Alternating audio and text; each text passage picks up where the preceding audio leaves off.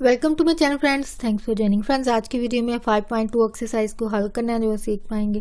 Friends, video को start करने से पहले रिक्वेस्ट करना चाहूंगी, प्लीज चैनल को सब्सक्राइब जरूर कीजिएगा। इसके लिए सब्सक्राइब बटन पर क्लिक कीजिएगा, साथ बेल और ऑल के बटन पर लाजमी क्लिक कीजिएगा, क्योंकि इस पर क्लिक करने से आपको हमारी हर नई आने वाली वीडियो की अपडेट मिल सकेगी और आप हमारी वीडियो जो है सबसे पहले देख पाएंगे।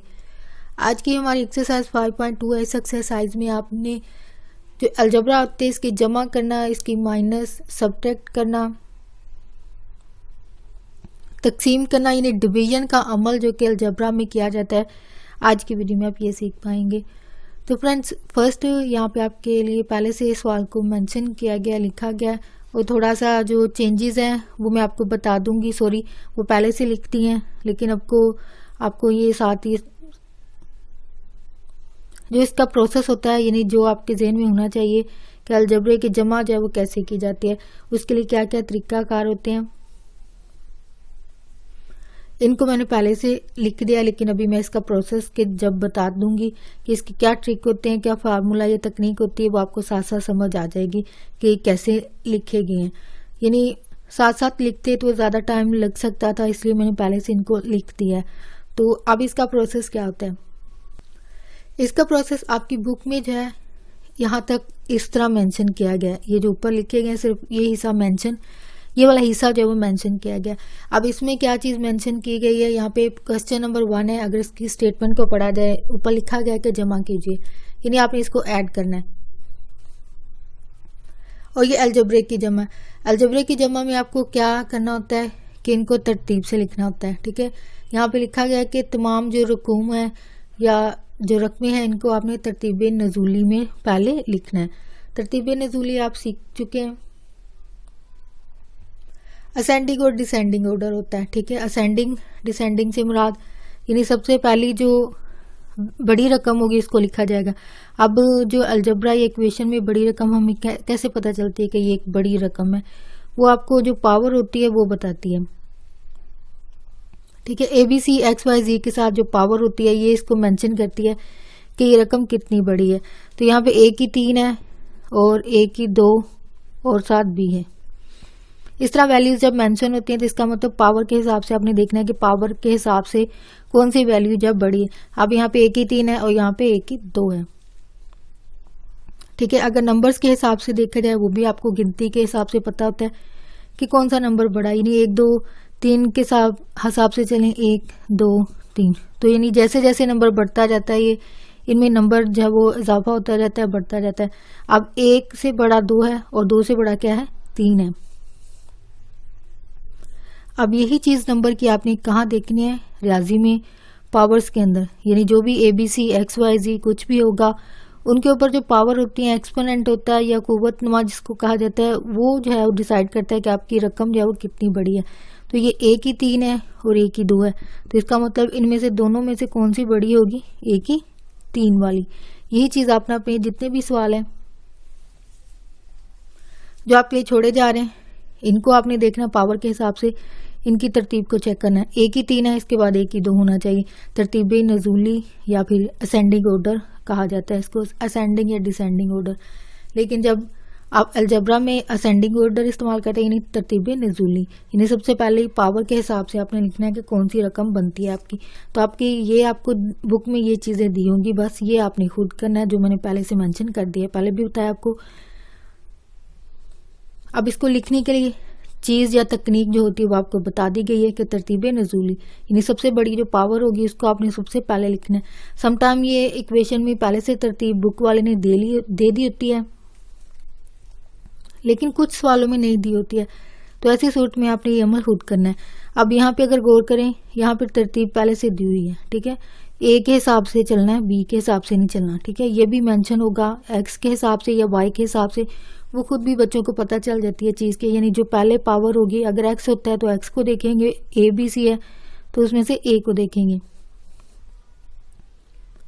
A की पावर यहाँ पे क्या है, A की 3।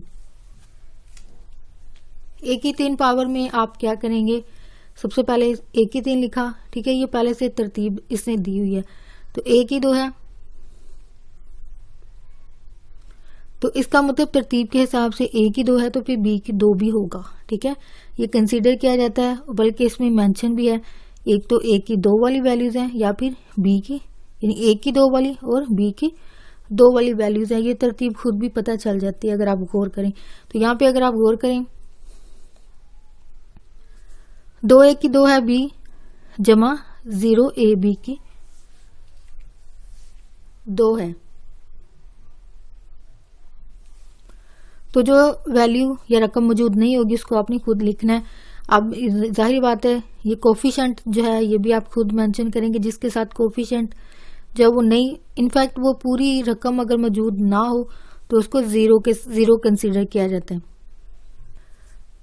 अब यहाँ पे कोई कोफिशिएंट नहीं है तो इसका मतलब यहाँ पे कोफिशिएंट आपका क्या होगा, 1 होगा। ठीक है, लेकिन जिसके साथ कोई वेरिएबल भी मौजूद नहीं होगा, लेकिन जाहिर बात है तरतीब के हिसाब से आपको लिखना पड़ता है। जैसे कि यहाँ पे हमें लिखना पड़ रहा है कि ए की 2 है तो बी की 2 वाली वैल्यूज भी हैं, तो उसके लिए इसको खुद हम इजाफा करते हैं, साथ में 0 का इजाफा कर देते हैं, जो कि इसकी वैल्यू को मुकम्मल तौर पर ख़त्म कर देती है, यानी लिखना या ना लिखना एक बराबर होता है। लेकिन इसको मेंशन करने का मकसद यही होता है कि आपको वैल्यूज जो तरतीब से लिखी हुई नजर आए। ठीक है, यह मकसद है इसको लिखने का। अब यहाँ पे 0 लगा के ए की 2, ए बी की 2, अब लास्ट पे क्या नंबर है, बी की 3। अब अगर आप गौर करें 1 2 3 है, फोर्थ वाली का इजाफा हमने खुद किया, वजह जो एक प्रॉपर तरतीब होती है इसको बनाने के लिए इसको हमें लिखना पड़ा है, यानी ए की 2 है तो बी की 2 भी होगी, तो सारी बात है, लेकिन उसके साथ कोफिशिएंट का इजाफा क्या होगा, 0। अब नेक्स्ट इक्वेशन की तरफ चलते हैं, ये वाली। अब इस वाली इक्वेशन में क्या है, ए की 3, वो हमने ए की 3 के नीचे लिख दिया, लेकिन यहाँ पे तरतीब आगे पीछे अगर आप गौर करें, यहाँ पे 2 ए बी की 2 है और यहाँ पे 6 ए बी की 2 है, और क्योंकि हम ए के हिसाब से चल रहे हैं, ए को देखते हुए चल रहे हैं, ए को फॉलो करना है, तो ए की 3 है तो इसका मतलब ए की 3 के बाद ए की कितना आना चाहिए, 2, ना कि 1। ये 1 है। जहाँ पे कोई भी कोफिशिएंट या एक्सपोनेंट जो पावर होती है वो अगर मेंशन ना हो तो वहां पे आपने क्या लिखना है, 1 लिखना है। ठीक है, तो ये है 2, इसका मतलब इनकी तरतीब में ए की 3 के बाद दूसरी वैल्यू क्या आएगी, ए की 2, जो कि यहाँ पे ए की 2 के नीचे हमने मेंशन किया है, ये 2 ए की 2 है तो इसके नीचे 6 वाली को मेंशन किया गया है। तो यहाँ तरतीब के हिसाब से अपनी 2 ए की 2 है, ठीक है, 2 ए की 2 बी है, तो इसका मतलब इसको हमने तरतीब के हिसाब से खुद यहाँ पे तरतीब लगा के, यानी तकनीक या फार्मूले के हिसाब से खुद लिखना होता है। समटाइम बुक वाले जैसे कि इसमें लिख दिया गया था, लेकिन इस वाले में नहीं लिखा गया था। तो ऐसी सूरत में जारी बात है आपको वैल्यूज को यहाँ पे आपको खुद मेंशन करना होगा। तो यहाँ पे वैल्यूज आपकी 6 ए की 2 है, ठीक है, और लास्ट पे क्या बच रही है, ये वाली 2 ए की 2, वो यहाँ पे लिखी जा सकती है, जो कि हमने खुद से इजाफा किया गया। वजह इसलिए क्योंकि नेक्स्ट इसकी वैल्यूज मौजूद होंगी, इसलिए इसको इजाफा किया गया, इसको समझते हुए 2 ए की 2 आता है। लास्ट पे जमा बी की 3, जो कि इसमें मौजूद ही नहीं है, लेकिन क्योंकि तरतीब के हिसाब से हमने लिखना है तो यहाँ पे 0 कोफिशिएंट लगा के साथ में सेम जो वेरिएबल है ये मुतगय्यर है, इसको लिख दिया जाता है। नेक्स्ट यही अमल यहाँ पे करना है। यहाँ पे 5, क्योंकि हमारी फर्स्ट वैल्यू जो होती है ए की 3 है, तो यहाँ पे इसका मतलब इस वाली वैल्यू को -5 ए की 3 लिखा गया, ठीक है, -4 ए की 2 बी, ठीक है, जमा 0 लगा के, क्योंकि इसका कोफिशिएंट तो मौजूद होगा ही नहीं, कोफिशिएंट भी नहीं है, वेरिएबल भी मौजूद नहीं है, तो इसका मतलब सिर्फ 0 लगा के, या आप 0 भी इजाफा कर सकते हैं, कोई इशू नहीं है। लेकिन क्योंकि प्रॉपर तरीके से जो एक तकनीक होती है वो यही है कि आप जो वेरिएबल होता है वो भी आप लिखेंगे, लेकिन साथ उसके क्या इजाफा होगा, 0 का। 0 लिखने का मकसद यही होता है सिर्फ जो तरतीब है वो बन जाए, लेकिन 0 तो आपको पता ही वैल्यू 0 ही होगी 0 की वजह से। तो जमा नेक्स्ट लास्ट पे क्या आएगा, ये 2 बी की 2, जिसके साथ मेंशन नहीं है अलामत या साइन इसका क्या होगा, प्लस होगा, तो इसका मतलब यहाँ पे +2 बी की 2। अब आपने यहाँ पे जमा मनफी करना है, लेकिन यहाँ पे जो अलामत होती हैं उनको ज़हन में रखते हुए आपने इसको तरतीब जमा करना है, सॉरी, वैल्यूज के साथ। जिसके साथ अभी बात हुई है कि जिसके साथ अलामत ना हो वो जमा की होती है। अगर आप गौर करें, जिसके साथ कोई कोफिशिएंट या अददी सार मौजूद ना हो तो वहां पे 1 कंसीडर किया जाता है। अब ये 4 और 1 5 हो जाते हैं, जमा के 5, ठीक है, जमा के 5 1 की 3 और माइनस 1 की 3, तो एक जमा के एक माइनस की आपस में कैंसिल। अलामतों और साइन के हिसाब से जमा या प्लस करना है। अब ये प्लस, जाहिर बात है 4 और 1 जमा के 5 हो जाता है, ये माइनस के। अलजबरा जिन बच्चों को जाहिर बात है अच्छे तरीके से आता है उनको पता है कि जब प्लस की वैल्यू और सेम हो, सेम नंबर हो, यानी 5 5 है,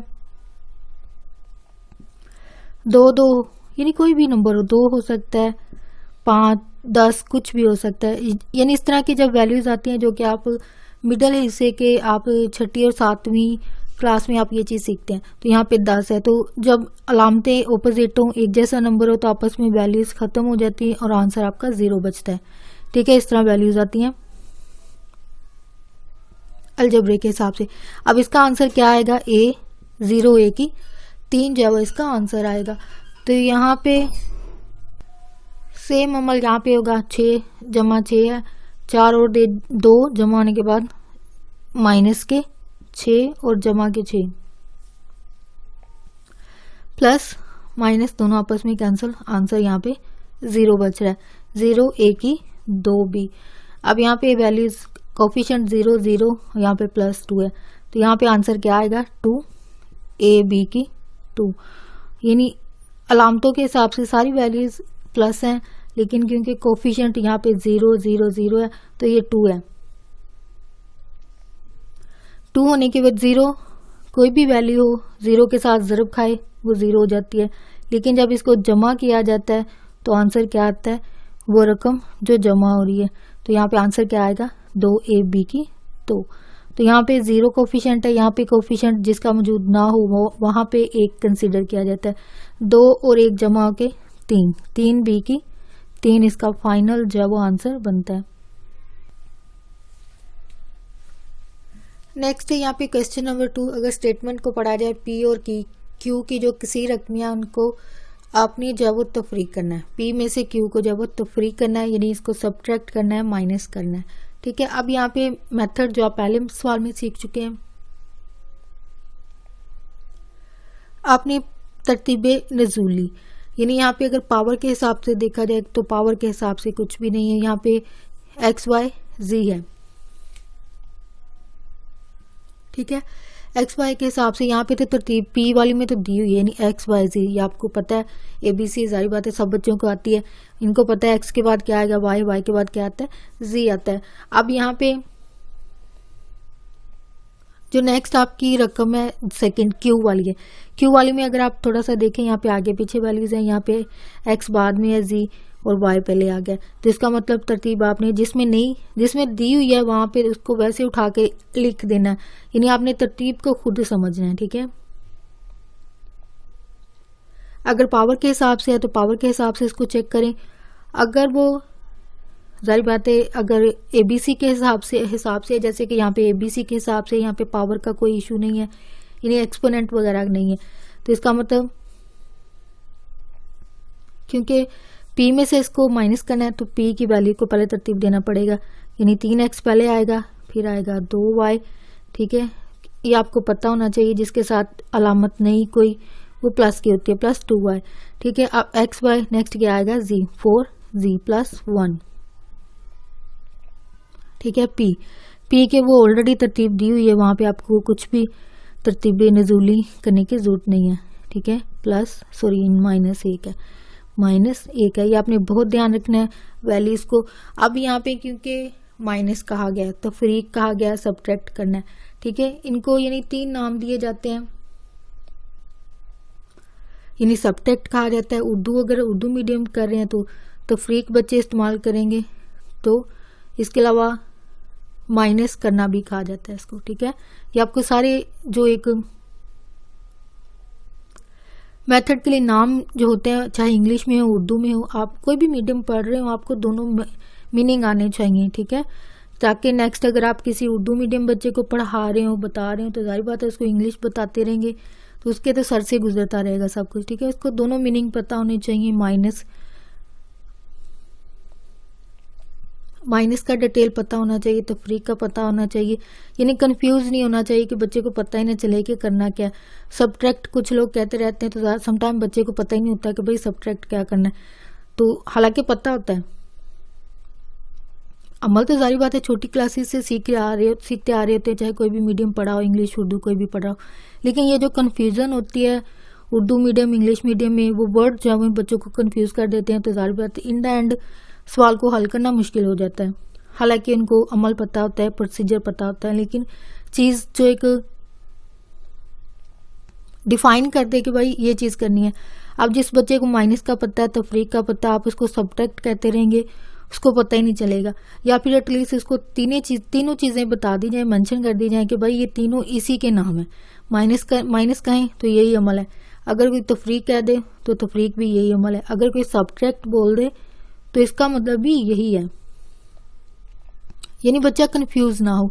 तो इसलिए आप जो टीचर हैं, अगर यहाँ पे कोई सुन रहे हो तो प्लीज अपने जो स्टूडेंट जिनको भी पढ़ा रहे हो तो आप उनको लाजमी ये कॉन्सेप्ट क्लियर किया करें, ताकि बच्चा नेक्स्ट टाइम कंफ्यूज ना हो। यानी इसको पता हो कि भाई इसी मेथड के ये 3-4 नाम रख दिए गए हैं, जो कि जाहिर बात है मीडियम के हिसाब से ही किया जाता है, उर्दू मीडियम इंग्लिश मीडियम के हिसाब से। तो जो बच्चे इस चीज में अटक जाते हैं, चीजें पता ही नहीं चलती हैं, तो कॉन्सेप्ट तो जाहिर बात है इन द एंड जो एक रिजल्ट चाहिए कि बच्चे डिग्री हासिल करे या लेवल को क्लियर कर जाए, पास कर जाए, वो मुश्किल हो जाता है। तो उस चीज से बचने के लिए बच्चे को ड्रॉप आउट की तरफ ले जाने से बेहतर है कि उसको चीजें जो है वो ज्यादा अच्छे तरीके से बता दी जाए। जो वर्ड इस्तेमाल होते हो 3-4 क्यों ना एक ही प्रोसीजर के लिए इस्तेमाल होते हैं, वो सब बच्चे को पता होने चाहिए, ताकि मतलब बेसिक जो कॉन्सेप्ट होते हैं वो लाजमी क्लियर होने चाहिए। जब तक कॉन्सेप्ट नहीं बच्चे को क्लियर होता तो जाहिर बात है बच्चे भी उस लेवल में, उस क्लास में अटक जाते हैं या ड्रॉप आउट होता रहता है बच्चों का, ठीक है। तो इस चीज से बचने के लिए बेहतर है कि आप जो कॉन्सेप्ट होते हैं वो लाजमी क्लियर कीजिए, चाहे आप यहाँ पे कोई स्टूडेंट हो या आप यहाँ पे कोई टीचर सुन रहे हो, तो प्लीज अपनी इन चीजों को लाजमी क्लियर कीजिए, ताकि आपको मुश्किल पेश ना आए कुछ भी, चाहे आप रियाजी में कोई सवाल हल कर रहे हो, ठीक है, या फिर किसी भी और सब्जेक्ट को पढ़ रहे हो, तो कॉन्सेप्ट या चीजें आपको क्लियर होना लाजमी है, ताकि बच्चा कंफ्यूजन का शिकार ना रहे। तो बैक टू द टॉपिक, यहाँ पे आपने क्या करना है, माइनस में जब होगा, जब प्लस में होता है वहां पे कोई इशू नहीं होता है कि आपने क्या चीजें करनी है, यानी सिंपली आपने अलामतों के हिसाब से जमा कर देना होता है। करना तो यहाँ भी वही अमल है, लेकिन थोड़ा सा चेंज यहाँ पे क्या है, या डिफरेंस क्या है, जो अलामतें होंगी ना रकमों की, उनके ऑपोजिट हो जाएगा। जिनकी प्लस होंगी माइनस हो जाएंगी, जिनकी माइनस होगी उनकी अलामतें क्या हो जाएंगी, प्लस हो जाएंगी। ये आपने करना है अमल, ठीक है। नेक्स्ट अमल वही है, माइनस यहाँ पे जो अलामत ना हो वहाँ पॉजिटिव होती है। तो यहाँ पे 3 है, 3 में से 2 क्या अलामतों के हिसाब से जमा मनफी यहाँ पे करना है, लेकिन डिफरेंस यहाँ पे क्या आ जाता है बस कि जो पहली अलामतें होती हैं उनका अमल नहीं होता, बल्कि जो इनको चेंज कर जाती हैं तकनीक के हिसाब से, फार्मूले के हिसाब से, वो जो चेंज होकर अलामतें आती हैं उनको आपने कंसीडर करना होता है, जो पुरानी होती हैं उनको आपने नहीं देखना है। तो अब नई अलामत इसकी हालांकि प्लस की थी, लेकिन अमल के हिसाब से तफरीक के अमल में क्या होता है, ये सब्ट्रैक्ट के अमल में क्या होता है कि इसकी अलामतें जो वो चेंज हो जाती हैं। अब ये माइनस की होगी, 3 में से 2 गया तो एक्स की कितना कोफिशिएंट या अददी सर बचता है 1, ठीक है। 1 लिखने की जरूरत नहीं होती है, या लिख भी दें कोई इशू नहीं है। तो यहाँ पे ये माइनस के 3 है, ठीक है, माइनस के 3 में से जमा के 2 गए तो ये -1 बचता है, ठीक है। ये कॉन्सेप्ट आई होप पिछली क्लासेस में आपने सीखा हो। अलामतों के हिसाब से आपने चेंजेस करनी होती हैं, जमा माइनस करना होता है, यानी जमा के माइनस है तो जमा के 2 निकल गए तो -1 जब वो बच रहा है तो यहाँ पे क्या आएगा -y, -1 लिखते हैं या अकेला y भी लिखते हैं, कोई इशू नहीं है। तो यहाँ पे अगर गौर करें,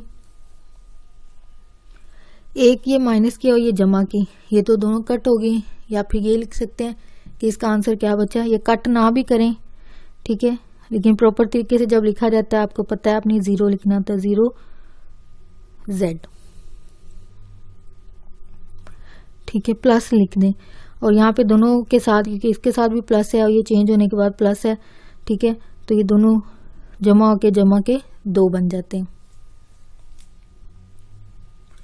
जो कि इसका फाइनल आंसर होगा।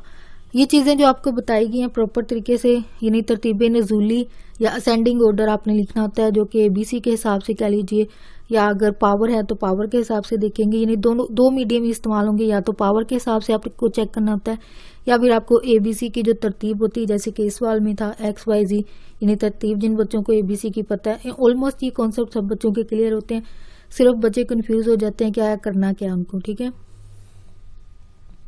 तो अपने टीचर्स की, अगर आप यहाँ पे कोई स्टूडेंट हो तो क्लास के टीचर की भी सुना करें, आपस में बातें करने की बजाय टीचर की सुना करेंगे तो आपको कॉन्सेप्ट जो है वो पूरा नहीं तो आधा तो क्लियर हो ही जाता है, ठीक है, लेकिन सुनना ज़रूरी होता है क्योंकि बच्चे आपस में बिजी होते हैं, टीचर बोर्ड पे लिख रही होती हैं और पीछे नोटबुक पे अपनी कोई गेम्स उनकी चल रही होती हैं, तो ये चीज़ नहीं होनी चाहिए। आप टीचर को भी सुना करें, क्योंकि अगर आपको डिग्री कंप्लीट करना है उसके लिए पढ़ना और टीचर की बात सुनना बहुत ज़रूरी है। तो यहाँ पे स्टूडेंट आपका 4 और 5 जो है वो सेम टू सेम है, सिर्फ यानी इसको तफरीक ही करना है। तफरीक से मुराद जाहिर बात है प्रोसीजर तो आप पहले भी सीख चुके हैं, लेकिन सिर्फ यहाँ पे जो स्टेटमेंट है वो मैं आपके लिए यहाँ पे इसको क्लियर करने की कोशिश करूंगी कि दोनों में क्या चीज़ है, ठीक है। एक में कर दूंगी, दूसरे का आपको सिर्फ बताना है, बाकी आप उसको समझ के खुद हल करने की जो है वो कोशिश कीजिएगा। तो यहाँ पे स्टेटमेंट के हिसाब से अगर देखा जाए, 2 किसी रकमियों का मजमुआ, ठीक है, 2 किसी रकमियों का मजमुआ। अब जब यहाँ पे भारतीय जो सवाल होते हैं मजमुए से मुराद होता है प्लस होता है, यानी 2 वैल्यूज को जो है वो जमा किया गया। उन्होंने कहा इनका जो मजमुआ है, यानी 2 रकमें थी उनको हमने जमा किया, तो उसका आंसर जो है वो ये रकम बनती है, यानी x की 2 जमा 2x y की 2। अगर एक किसी रकमी ये हो, ठीक है, पहली किसी रकमी यहाँ पे भी मैंने लिख दिया है कि ये जो नीचे वाली है x की 2 - 2x y जमा 3, ये कौन सी है, पहली किसी रकमी। तो उन्होंने कहा दूसरी मालूम कीजिए, ठीक है। आपके इस स्टेटमेंट में ही आपके सवाल का आंसर मौजूद है, यानी पहले आपने इसको समझना है फिर आपने इसको हल करना है। उन्होंने कहा हमने दो किसी रकमियों का जमा, यानी जमा करके ये आंसर आया कोई, ठीक है। उन्होंने कहा जो हमने 2 रकमें जमा की थी, किसी रकमियां जमा की थी या इक्वेशन या मसावात जमा की थी, उनका आंसर ये आती है। एक उन्होंने कहा हम बता रहे हैं कि भाई ये है, तो दूसरी क्या होगी ये आपने बताना है। ये आपके सवाल में बुक में ये चीज़ मेंशन की गई है आपकी स्टेटमेंट में, यानी पहले आपको स्टेटमेंट को समझना। उन्होंने कहा जी भाई हमने 2 को जमा किया तो ये आंसर आया था, लेकिन एक हम आपको बता रहे हैं, दूसरी आपने बतानी है। तो अब आपने सोचना है कि आया मैं यहाँ पे कौन सा अमल करूं कि वो दूसरी रकम मुझे मालूम हो जाए। इसका मतलब ये होगा कि जो मजमूआ है ये जमा करके जो आंसर आया उसमें से इस वाली को माइनस कर देंगे तो आपके पास दूसरी जो किसी रकमी होगी वो आपको मिल जाएगी, ठीक है। आई होप ये कॉन्सेप्ट क्लियर हो गया। तो यहाँ पे माइनस करना, माइनस का आपको पता है अलामतें आपने चेंज करनी है, ये जमा की माइनस की तो ये आपस में कैंसिल होगी, ये कैंसिल ना भी करें, ठीक है। 1 और 1 में से खत्म होके 0 बच गया इसका कोफिशिएंट, तो यहाँ पे प्लस है, ठीक है। अब यहाँ पे तरतीब लगाई गई है, यानी तरतीब नज़ूली। तो पावर के हिसाब से अब यहाँ पे क्योंकि पावर्स हैं तो पावर्स के हिसाब से 2 है, ठीक है। तो फिर आगे x की 1 होना चाहिए तो वो नहीं है, लेकिन यहाँ पे 1 तो है लेकिन साथ में y का इजाफा हो गया, इसकी वजह से ये टोटल डिफरेंट वैल्यू हो जाती है, तो इसको अलग कर दिया गया। 0x की 2, तो यहाँ पे माइनस ये प्लस वैसे उतार ली जाएगी क्योंकि इसके साथ कोई मजीद नीचे वाली वैल्यू नहीं। अगर 0 लिख भी देते हैं 0x तो आंसर तो यही आना है, ठीक है। तो यहाँ पे ये चीज़ भी करने की जरूरत नहीं है, तो वैसे उतार लिया 2x। इसी तरह ये आ गया माइनस y की 2 - 2xy जमा 3, जो कि इसका फाइनल आंसर बनता है।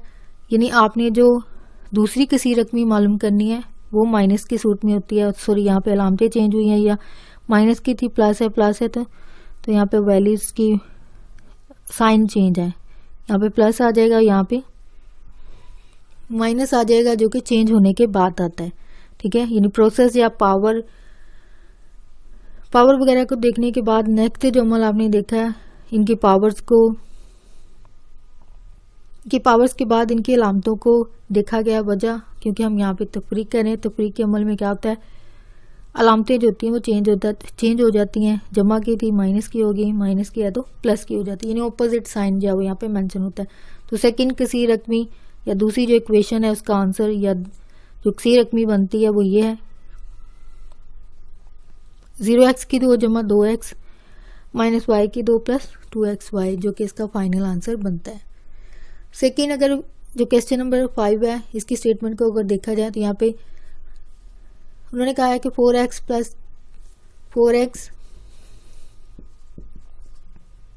प्लस 6 है माइनस 2x की 2 है को अगर x की 2, x की 3, x की 2, 2x, तीसरी एक और स्टेटमेंट है x की 2x की 2 प्लस 3x माइनस 7 के मजमूए में से तफरीक करें। मजमूए से मुराद उन्होंने कहा पहले इन दोनों को जमा कर लें।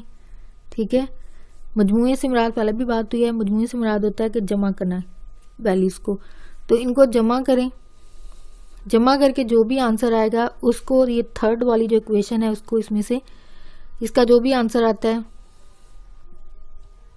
इस वाली वैल्यू को, जो थर्ड वाली इक्वेशन है उसको आपने इसमें से क्या करना है, माइनस करना है। ये स्टेटमेंट के हिसाब से है। तो इसको आप सोल्यूशन को करने की कोशिश कीजिएगा। जहाँ पे मुश्किल पेश है आप प्लीज कमेंट में लिखना। आपके नेक्स्ट वीडियो इस टॉपिक के हवाले से जब वो बना दूंगी। तो नेक्स्ट जो हमारा सवाल है,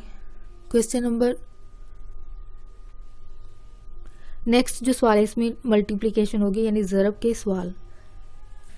तो यहाँ पे स्टूडेंट क्वेश्चन नंबर जो 6 है, इसमें अगर स्टेटमेंट को पढ़ा जाए, किसी रकमियों के आपने हासिल ज़रब मालूम करना है। ठीक है, अलजबरा की जो ज़रब होती है, यानी पिछली क्लासेस में भी बच्चों ने सीखी होती है, तो जिनके कॉन्सेप्ट पहले से क्लियर होंगे तो उनके लिए रियाजी की ये एक्सरसाइजेस हल करना जो काफ़ी आसान हो जाता है।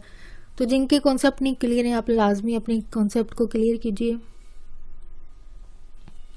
तो यहाँ पे ज़रब के लिए कहा गया, अगर आप बुक पे अगर आप देखते हैं जो खुलासे वगैरह होते हैं वहाँ पे इन्होंने एक ही जगह पे, यानी कि जैसे कि ये पहले मैंने लिखा है ना इस तरह, इसी शक्ल में ज़रब को जो है वो लिख दिया जाता है। ठीक है,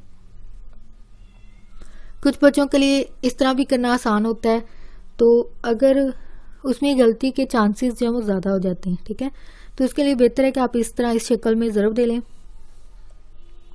या राफमल में भी आप इस तरह ज़रब दे के इस तरह बाद में इस तरह लकीर यानी सीधे इस तरह वर्ड्स को लिख दें तब भी ठीक है। यानी जैसे भी आपका मेथड आपको क्लास में भी अगर करवाया जा रहा है तो वैसे कर लीजिए, कोई इशू नहीं है। बात तो यह है कि आपके आंसर ठीक आना चाहिए। तो इस तरह अगर करने से आपके लिए हल करना आपके लिए ईजी है, यानी इस तरह सीधा लिखने से, तो आप वैसे भी कर सकते हैं।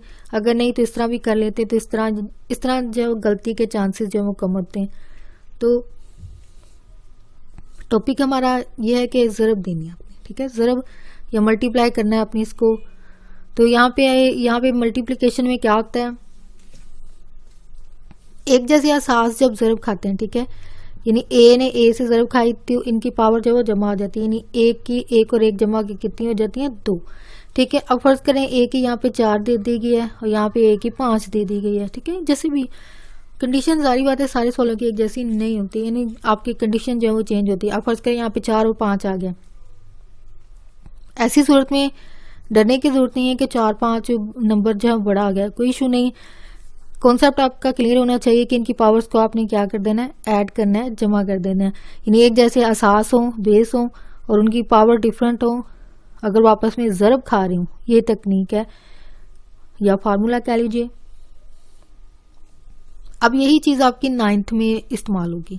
ठीक है, अगर आपका ये कॉन्सेप्ट यहाँ पे क्लियर है तो आपके 9th की जो एक्सरसाइज है जो कि अलजबरा में भी इस्तेमाल होता है, इसके अलावा लॉगरिथम जो होता है वहाँ पे भी यही कॉन्सेप्ट होते हैं, और इनफैक्ट आपके ज्योमेट्री में भी यही चीज़ें इस्तेमाल होती हैं। यानी ये एक तकनीक जो है वो आपके सारे जो डिफरेंट यूनिट्स होते हैं, चैप्टर्स होते हैं, उनमें यही इस्तेमाल होती हैं। लेकिन जाहिर बात है कंडीशन के हिसाब से यूज़ होती हैं, लेकिन तकनीक यही होती है। अब यहाँ पे मेथड क्या है, एक जैसे जो असाज हों तो ज़रब खाएं तो पावर्स उनकी क्या होती हैं, ऐड होती हैं, 4 और 5 9 हो जाती हैं। ठीक है, ये आपने कॉन्सेप्ट अपना क्लियर करना है कि एक जैसे। अब यहाँ पे जो एक जैसे नहीं होंगे, फर्ज करें यहाँ पे ए ज़रब बी है तो ये उठा के आपने वैसे ही लिख देना, ए बी लिख देना। ठीक है, ये चीज़ होती है। यानी जो एक जैसे नहीं होते उनको बस तरतीब लगा के खुद ही लिख दें। तो जिनकी एक जैसी होंगी वो अपनी पावर्स जो होती हैं उनको ऐड करना होता है। ये है आपका तकनीक या फार्मूला कह लीजिए, ये तकनीक और फार्मूला इसमें इस्तेमाल होगा। अब यहाँ पे अगर आप गौर करें ए और ए है, ठीक है, ए की ये एक यहाँ पे पावर होगी, ठीक है, जिसकी पावर ऐड लिखी हुई ना हो तो वो 1 होती है, 2 और 1 जमा होके 3 हो जाती हैं। ठीक है, नेक्स्ट अगर आपने गौर किया हो 1 3 और 1 5 इस तरह वैल्यूज होती हैं। यानी कॉन्सेप्ट यही है जो कि आप बेस में आप सीख चुके हैं अपनी छोटी क्लासेस में। ये क्या तरतीब होती है कि ये जो नंबर है 4 3 से भी ज़रब खाता है, 2 से भी ज़रब खाता है, 1 से भी खाता है। ठीक है, यही प्रोसीजर है, यही ABC में अप्लाई होगा। ABC में यानी A इन सब के साथ ज़रब खाएगा, ठीक है, फिर B इन सब के साथ ज़रब खाएगा, फिर C इन सब के साथ ज़रब खाएगा। चीज़ वही है जो आपने नंबर्स में की, वही चीज़ आपने अलजबरे में ABC पर करनी है। लेकिन डिफरेंस या इजाफा क्या किस बात का हो गया, इजाफा ये हो गया कि यहाँ पे अगर कोई पावर आ जाती है तो जाहिर बात है आपको लेवल और क्लास के हिसाब से चीज़ों को जो है वो इजाफा कर दिया जाता है। अमल वही है जो आप सीख चुके हैं। इजाफा इसमें क्या हो गया कि आपने जो पावर्स होती हैं इनको आपने ऐड करना है। अब ऐड करने के पीछे भी एक तकनीक है, फार्मूला है। वो क्या होता है कि आपने जो एक जैसी होंगी उनको आपने जमा कर देना है, अगर अलग अलग डिफरेंट शक्ल की होंगी रकमें उनको आपने वैसे उठा के लिख देना है। तो अब ये तो क्योंकि एक जैसी थी तो इनकी पावर 2 और 1 जमा हो गए 3। अब ए और बी ज़रब खा रहा है, ए तो वैसे ही आ जाएगा और बी की 2 वजह ये डिफरेंट थे। इसी तरह आगे चले जाएं, फिर ए ने किसके साथ ज़रब खाई, ए की 2, ए ने ए की 2 के साथ ज़रब खाई, तो ए सी की 2 माइनस आगे चले जाएं। अब ज़रब खा रहा है ए बी के साथ। अब यहाँ पे क्या चीज़ है, जब ये ज़रब खाएंगे एक जैसा जो एहसास है, 1 और 1 जमा के 2 हो जाते हैं, ए की पावर कितनी हो जाती है 2, और साथ में बी वैसे ही आ जाएगा क्योंकि बी के अलावा बी सिर्फ एक ही है। लेकिन ए कितने हो जाते हैं, 1 और 1 जमा के 1 की 2 हो जाती है और साथ में बी आ जाएगा। फिर आगे चलें, ए ने इसके साथ ज़रब खाई, माइनस है, ए बी सी आ जाएगा। वजह ये सारे डिफरेंट है, ये ए है और ये बी सी है तो इनको उठा के वैसे लिख देना। आगे चलें, सी ए है, सी आएगा लेकिन साथ में ए की पावर कितनी हो जाती है 2, यानी एक इसकी पावर और इसकी जमा के तकनीक के हिसाब से 2 पावर हो जाती है। ये पहले वाली रकम का यहाँ पे काम खत्म हो गया। अब नेक्स्ट किसने ज़रब खानी है, बी ने। ठीक है, अभी आपको आपकी जो बेसिक जो थी 1 2 3, ठीक है, ये जितनी भी वैल्यूज होती हैं वो ज़रब खाती है। अब 5 ने तीनों के साथ खाई, अब फिर 1 ने तीनों के साथ, यानी रिपीट हो जाती हैं। अब जो 5 के साथ अमल हुआ वही 1 के साथ होगा। ठीक है, तो अब बी के साथ यही चीज़ें ज़रब होंगी। अब लेकिन तकनीक क्या है, तकनीक ये होगी कि जब आप बी के साथ ज़रब दे रहे होंगे तो यहाँ से जिन वाली शक्ल के साथ शक्ल मिलती होगी, यानी अगर ए की 2, यहाँ पे पहली रकम क्या है, ए की 2 और ये बी है। ठीक है, तो आपने देखना है कि मैंने ए की 2 बी को जब ज़रब दी तो आंसर क्या आता है, ए की 2 बी। ठीक है, ये साथ राफमल लाजमी देखा करें। तो ए की 2 बी है तो आपने यहाँ से ढूंढना है इन सारी वैल्यूज में से जितनी, ये ऑलमोस्ट आपके काफ़ी सवाल हैं ज़रब के, तकनीक यही है। अगर आप एक में ही ये तकनीक सीख लेते हैं तो बाकी आपके लिए सवाल हल करना आपके लिए आसान हो जाएगा। तो यहाँ पे आपने देखना है कि भाई ए की 2 बी, यानी बिल्कुल इसी शक्ल की अगर यहाँ पे रकम मौजूद हो तो आपने उठा के उसके नीचे लिख देना। तो पहले तो आपको ढूंढना पड़ेगा। ठीक है, अब ये बिल्कुल इसी तरह जिस तरह आप इंसानों की भीड़ में अपने किसी जानने वाले को ढूंढते हैं। ठीक है, इसी तरह अब यही आम जिंदगी की एक मिसाल में आपको यहाँ पे रियाजी के रिलेट करके यहाँ पे बता रही हूँ कि आपने देखना है कि भाई इसको देखना है। ठीक है, ए की 2 बी है, तो यही सेम शक्ल आपने यहाँ पे ढूंढनी है। अगर आप यहाँ पे गौर करें, ए की 2 बी है, यहाँ पे ए बी सेम शक्ल है, ठीक है ना। यहाँ पे फर्ज करें आपने खवातीन में से किसी को ढूंढना है, तो जितनी भी खवातीन होंगी एक जैसी होती है ना देखने में, ठीक है। तो वहां से अपना जो एक बहन को या मदर को ढूंढना हो तो जाहिर बात है आप जो पता होना चाहिए कि उनकी शक्ल क्या थी या फिर उन्होंने पहना क्या था, ठीक है। इसी तरह ये चीज है, आपने देखना है कि भाई एक जैसी शक्ल। अब यहाँ पे ए की 2 बी की 2 दोनों एक जैसी बनती है ना, ए बी, लेकिन इनको फर्क कौन कर रहा है? ये पावर, ठीक है, ये पावर इनको फर्क कर रही। जिस तरह खवातीन में औरतों को उनके ड्रेस कलर से आप डिफरेंस कर सकते हैं, यही चीज होती है ना देखते हुए किसी भी इंसान को।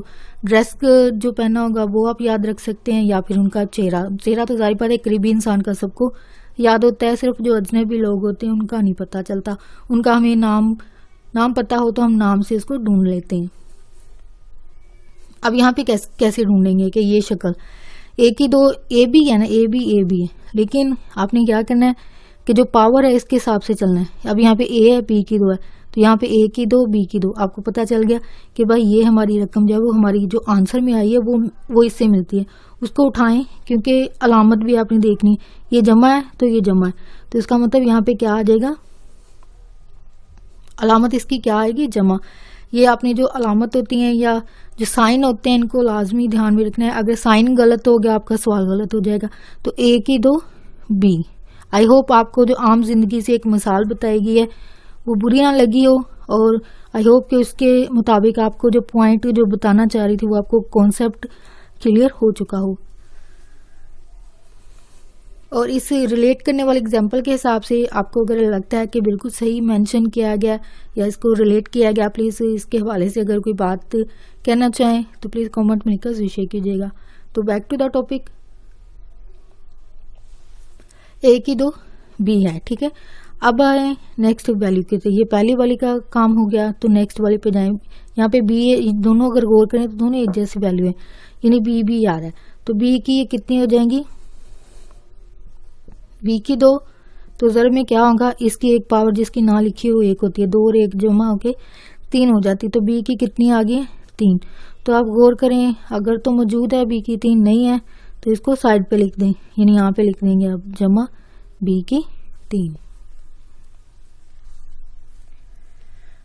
ठीक है। नेक्स्ट बी की 3 आगे आ गया, बी और सी को जमा दी, ज़रब दी, सॉरी।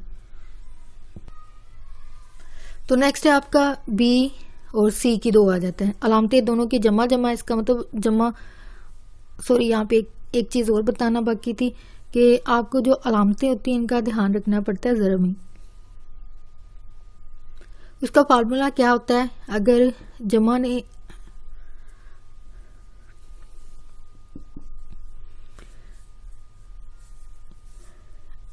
ज़रब खाई जमा से तो वो जमा होता है, अगर जमा ज़रब खाए माइनस के साथ तो वो प्लस होता है,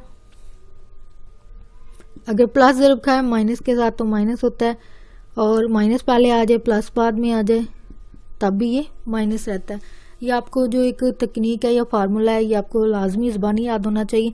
यानी प्लस 2 सूरत में होता है, या तो दोनों प्लस हों तब प्लस होता है, या फिर दोनों माइनस हों, ठीक है, तब ये प्लस होता है। और माइनस आगे पीछे होने की हो, जैसे कि यहाँ पे माइनस बाद में है, यहाँ पे माइनस पहले में, तो आंसर दोनों सूरतों में क्या आता है, माइनस ही आएगा। यानी कि आगे पीछे होने से कोई फर्क नहीं पड़ता, आंसर जाहिर बात है दोनों सूरतों में माइनस ही आएगा। ये आपको थोड़ा सा याद रखने की जरूरत होती है। अब नेक्स्ट वैल्यू क्या है आपके पास, जमा ज़रब खा के जमा होगा, क्योंकि इनकी अलामतें भी ज़रब खाएंगी, तो बी सी की 2 हो जाएगी। अब आपने ढूंढना है कि यहाँ पे कहीं पे बी सी की 2 मौजूद हो, बी सी की 2 मौजूद हो, अगर नहीं है तो साइड पे लिखें जमा बी सी की 2, ठीक है। नेक्स्ट आगे चलें, ये जमा और ये माइनस है, जमा माइनस माइनस हो जाएगा ज़रब खा के, तो रकम क्या आएगी, ए आएगी, और बी की 1 और 1 जमा के बी की कितनी हो जाती हैं, बी की 2 हो जाती हैं। तो यहाँ से ढूंढें कि कहीं पे हो, ये है यहाँ पे, यानी ए के ए है और सॉरी यहाँ पे माइनस आता है, यानी जमा माइनस माइनस बी की 2, ठीक है, आगे चलेंगे। अब ये बी किसके साथ ज़रब खाएगा, बी सी के साथ। तो बी की यहाँ दोबारा फिर से 2 हो जाएगी, एक इसकी और एक इसकी जमा के 2 हो जाती पावर, और ये जमा और माइनस ज़रब खा के माइनस होगा बी की 2 सी। ये भी क्योंकि मौजूद नहीं है तो ये भी साइड पे जाएगा। आई होप आपको ये नज़र आ रहा हो, माइनस बी की 2 सी। ठीक है, तो नेक्स्ट आपने देखना है कौन सी वैल्यू है, फिफ्थ वाला देखना है। सॉरी यहाँ पे मिस्टेक हो रही है मे बी, यानी यहाँ पे बी सी की 2 था, ये आ गया वो बी सी की 2 था। नेक्स्ट आता है माइनस ए बी की, वो ये है माइनस ए बी की 2, तो यहाँ से माइनस बी की 2 सी। ठीक है, माइनस बी की 2 और साथ सी आता है। तो नेक्स्ट करते हैं सी ए, तो ये टोटली डिफरेंट है, यानी ये सी ए है और ये बी है, तो ये तरतीब लगा के खुद ही लिख दें ए बी सी। यानी हालांकि डिफरेंट है लेकिन इनको तरतीब आपने खुद देनी है, वो पहले से मौजूद है ए बी सी, तो यहाँ पे खुद ही लिख दें ए बी सी।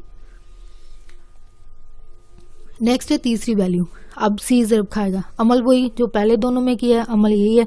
अब सी इन सब के साथ ज़रब खाएगा। अब पहली रकम यहाँ पे जमा और ये जमा जमा जमा जमा ज़रब के हिसाब से, और ए की 2 सी आएगा। अब आपने ढूंढना है कहीं पे ए की 2 और सी मौजूद हो तो उसके नीचे इसको लिख दें, ये मौजूद है, लेकिन इसके साथ अलामत क्या आएगी, जमा सी ए की 2। ठीक है, अब ये पहली रकम है। सेकंड रकम क्या होगी, सी बी की 2 और सी, ये इसके साथ भी जमा है, यानी जमा जमा है दोनों के साथ, बी और सी के साथ, तो इसका मतलब जमा जमा जमा होगा और बी की 2 सी।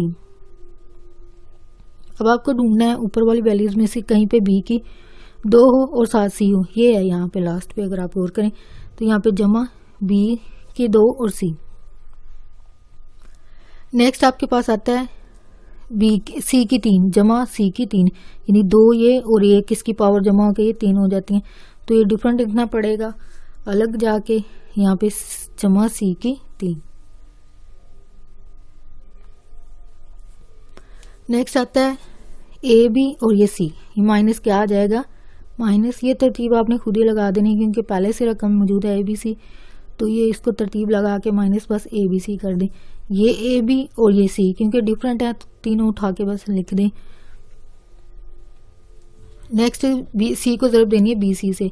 अब इसकी अलामत क्या होगी, इसकी भी क्योंकि जमा माइनस माइनस इसी यहाँ पे माइनस आया, अब जमा यहाँ भी माइनस है, जमा और माइनस माइनस होगा, और बी एक ही है, सी 2 दफ़ा आ रहा है, तो इसका मतलब सी की कितनी पावर हो जाएगी 2। तो ढूंढें कहीं पे यहाँ पे लिखे हुए, जो आप साथ साथ इसको देखा करेंगे तो कॉन्सेप्ट भी क्लियर होता है, और जाहिर बात है जो चीज़ें ढूंढनी चाहिए वो आपको पता चल जाती हैं। तो यहाँ है बी सी की 2 है, तो यहाँ पे देखना है कहीं पे बी और सी की 2, ये है बी माइनस लगा के बी सी की 2 है। नेक्स्ट आगे है सी ए है, और ये यहाँ पे माइनस है और यहाँ पे जमा जमा माइनस माइनस होगा, यानी ये आंसर इसका माइनस में आएगा। सी यहाँ पे एक और एक पावर जमा के सी की 2 हो जाती है, साथ ए आएगा। आपने ढूंढना है कि कहीं पे सी की 2 और ए मौजूद हो, ये सामने है माइनस ए सी की 2। अब अगर यहाँ पे गौर करें एक जैसी वैल्यूज हैं लेकिन साथ जमा और माइनस है, तो ये आपस में कैंसिल हो जाती हैं, यानी 0 बच जाएगा। ये ए की 3 वैसे ही आ गया क्योंकि इसके नीचे कोई वैल्यू नहीं है, तो ये जमा होगा। इसी तरह ये है, इसका भी 0 आंसर आएगा, इसका भी 0 वजह, दोनों के साथ रकमें एक जैसी हैं लेकिन ऑपोजिट हैं इनकी अलामतें। या अलजबरे के हिसाब से फार्मूला है, यानी एक जमा की हो रकम और एक माइनस की हो तो आपस में कैंसिल हो जाते हैं, या फिर आंसर जो 0 आता है। इसका भी 0, इसका मतलब या आप कट लगा दें, ये भी इस तरह मेंशन किया जाता है, कट लगा दें या 0 लिख दें, एक ही बात है। तो यहाँ पे अलजबरे के हिसाब से अददी सारे अलामतें एक जैसी हों, इनका कोफिशिएंट 1 1, ये कितना हो जाता है -3 ABC। तो ये यहाँ पे ये भी कैंसिल हो गया, ये भी कैंसिल, ये भी कैंसिल हो गया, यहाँ से जमा बी सी बचा, सॉरी अकेला बी बचा, बी की 3 सी की 3 बचा। तो आपका जो फाइनल आंसर बनता है ए की 3 जमा बी की 3 जमा सी की 3 minus 3 A B C final answer होता है।